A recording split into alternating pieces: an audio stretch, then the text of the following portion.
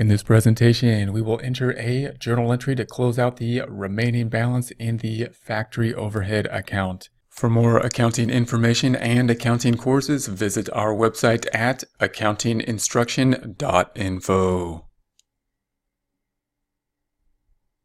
This is typically something that will be done at the end of the period, at the end of the month in our case. We want to do it now because I want to keep it close to some of the other types of journal entries that we've put in for factory overhead.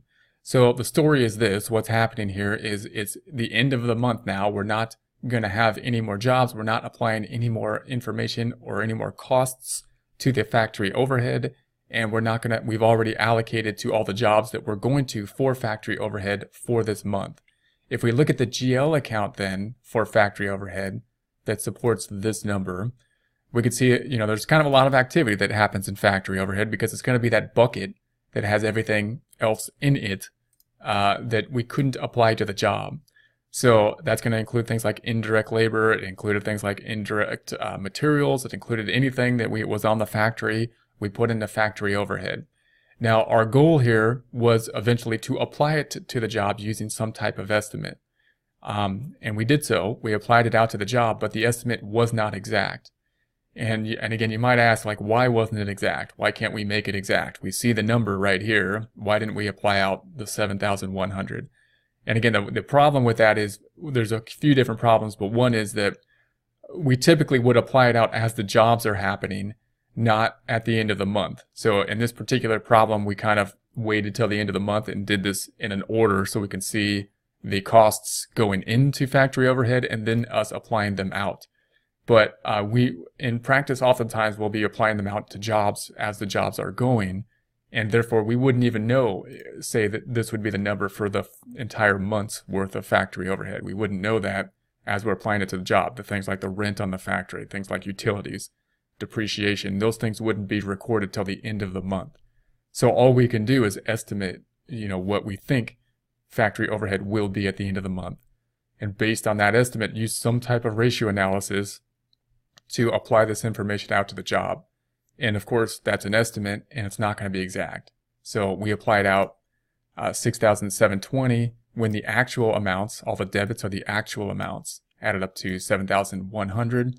We applied out based on our predetermined overhead rate, 1.6 of direct labor. We applied out 6,720 to jobs. We have 380 that we couldn't apply out to any job. We didn't know which job to put it to. So that's going to happen every time because it's just an estimate. So now our question is, well, what do we do with that? Because we want to start over next month. We would like the factory overhead to be 0 next month so that we can start over and work through next month. So we've got to kind of clear this out. This is kind of like a forced temporary account here that we're going to have. And the way we're going to do that is we're going to clear it out to cost of goods sold. We're just going to force it to work. We're going to make it 0. And you might ask, well, that seems not right. Why can we do that?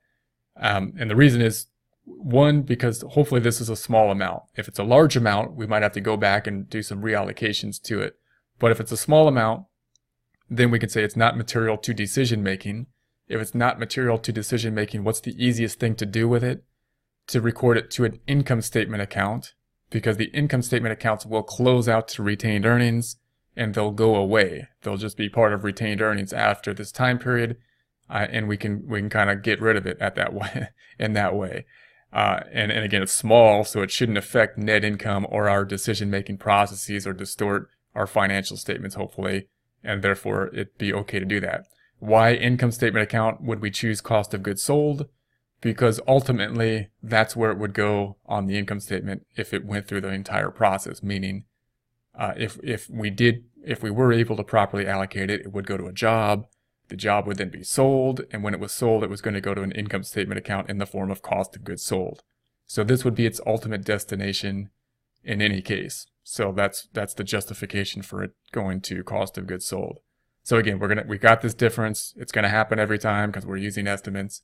We need to get rid of it. We got to put it to an income statement account to do that because the income statement accounts will close out to retained earnings. We're going to choose cost of goods sold in order to do that because that would be the natural income statement account to choose. Also note that this amount could be a debit or a credit at this point. It happens to be a debit now, But if it were a credit, we would still write it off to cost of goods sold. And that means that cost of goods sold could be, we might end up having to credit it in order to do this, which should look a little unusual because it's cost of goods sold is an expense account. It usually only goes up in the debit direction. This is an exception to that rule typically because if we have to credit cost of goods sold, we'll do that anyways because we're going to do whatever we need to do to make this go to zero. It's not about cost of goods sold. Cost of goods sold is just an account we're using to clear this out. And the reason it's okay is because it's immaterial to decision-making processes. Okay, so that's what we're doing. So the journal entry is pretty straightforward. Once we know that, we're just going to say, okay, I need to make this zero.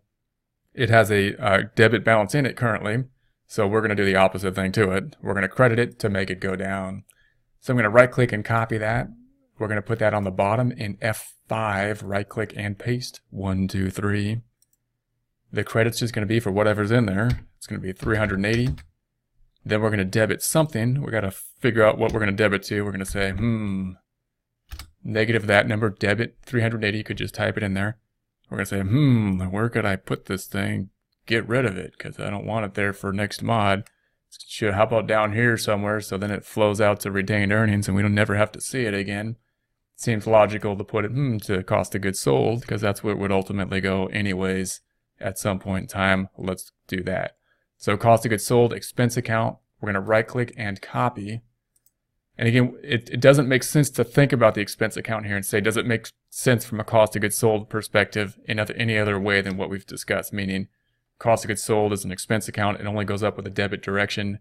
It doesn't mean necessarily we're going to debit this because it's just, we could be crediting cost of goods sold because again, we're doing whatever we need to do to clear out this estimate that was wrong because it's an estimate. Okay, so we're going to go back up here and put this into F4, right click and paste 1, 2, 3, and that's it. So then we'll just post this out. Here's cost of goods sold. Cost of goods sold is way down here. So we're going to have to scroll all the way to the right to post this to the GL. So it's going to be in the same order, assets, liabilities, equity, cost of goods sold way over here. It's going to be on the debit side. So I'm going to put my cursor in AA18. We're going to use our arrows to do this. So I'm going to hit equals, then use the left arrow to just keep going left, left, left, left, up, up, up to get to that cost of goods sold and enter. So there's the cost of goods sold, goes up to the 380. That 380 then can be found on the trial balance. Actually, the 380, there it is. Found on the trial balance. We're out of balance by the 380. And net income went down by the 380. That's a loss because there's no revenue. So we actually did hit the income statement, but it's for a small amount here. And then we're going to record the other side, factory overhead, to bring it to 0. That's third to last asset account.